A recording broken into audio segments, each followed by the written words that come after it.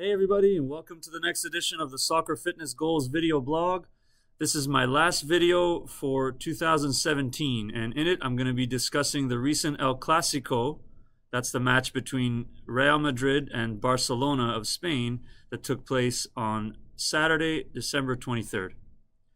So the El Clasico is known as one of the most famous soccer matches in the world between two top clubs from Spain, and it's also world-renowned as always being a very entertaining match, and this one was no exception. Uncharacteristically for Real Madrid, they used a strategy in this match of trying to be patient with their build-up, building the play through the back and midfield, and characteristically for Barcelona, they used the same strategy. Interestingly, Real Madrid was completely unsuccessful with their strategy, whereas Barcelona, with the same strategy, was very successful. Why? It has to do with an interesting concept in match analysis called passing centrality. So what is passing centrality? Well, simply put, it is a tendency for the possession and build-up of a team to run through one or two core or central players. And keep in mind, I'm not talking central because these players are in the middle of the field. I'm just saying that these would be the core or central players through which the majority of a team's possession and build-up goes through. If a team uses a strategy that involves high centrality, then that would mean that the majority of the play goes through one or two or a core group of players, whereas if a team has low centrality, that would mean that their build-up involves a much more broad distribution of passes among many players.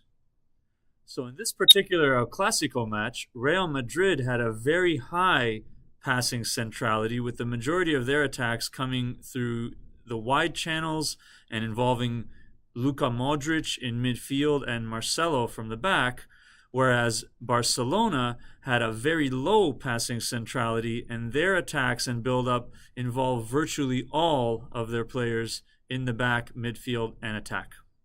So why is this concept so important for the El Clasico match? Well, studies have shown that teams that use a more patient build-up of possession through the back and midfield are much more likely to be successful if they have a low passing centrality rather than a high passing centrality. And this match was no exception to that rule, because Barcelona was clearly the more successful team. They won by a score of 3-0, and they had a much lower passing centrality than Real Madrid did. So soccer fitness research associate and strength and conditioning coach Abdul Zafar conducted some analysis on this match, and we're going to put this up on the screen as I'm talking, and I'll try to talk you through it. What you can see here is a diagram representing the passing connections being made between Barcelona on the left in red and Real Madrid on the right in blue. The thicker the bar is between any two players indicates the greater number of passes that are connected between those two players, and the greater the number of thicker bars in total in one team or another is an indication of a lower passing centrality, because it means that more players were connecting passes in any particular attack. So I'm going to call your attention to what's about to happen around the 55th minute of the match, which is the period of time in which Barcelona scored their first goal and really opened up the game. And what you can see is that during this period of time, Barcelona has a thick bar indicating a connection or many connections between almost every player on the pitch, whereas during the same period of time, Real Madrid has only one particular area of the pitch, which is the area where Marcelo was playing, where they've got those thick bars. So what that tells you is that that period of time was the period of time in which Barcelona had the lowest passing centrality, and of course that did lead to their first goal, and Real Madrid had a very high passing centrality, and this was an unsuccessful period of time for them.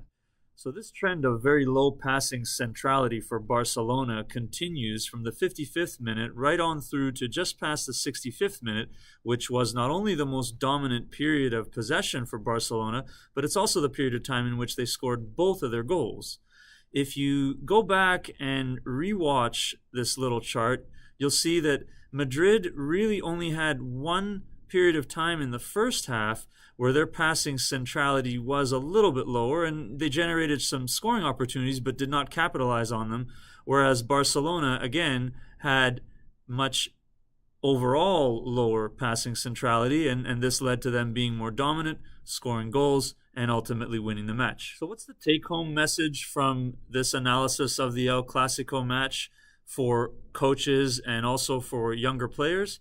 Well, if you intend to use a strategy that involves a patient buildup of possession through the back and midfield, you're much more likely to have success if you have a low passing centrality and get many players involved in every attack while you're in possession.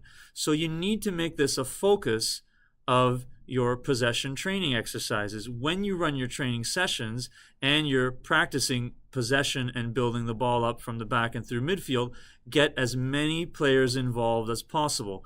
This will increase your chances of success because it will make it more likely that your movement of the ball and of some of your players around the ball will move the opposing team's defenses around enough to open up spaces that you can penetrate through. We saw Barcelona, one of the best teams in the world, do it and beat the two-time UEFA Champions League champions and the reigning La Liga champions. No small feat.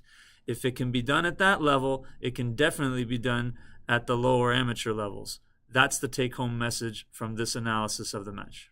That's it for the Soccer Fitness Goals video blog for this week and for this year. Hope you enjoyed it. As always, if you haven't already done so, please remember to like the video and subscribe to the channel. You can do so by clicking the link underneath me now. If you'd like to download the world's only customized soccer-specific at-home fitness program on a mobile fitness app that's available for download on all smartphone platforms, including Apple, Android, and BlackBerry, you can click the link underneath me now to download the Soccer Fitness Goals mobile fitness app. We'll see you next week and in the new year on the blog. And until then, keep reaching your soccer fitness goals.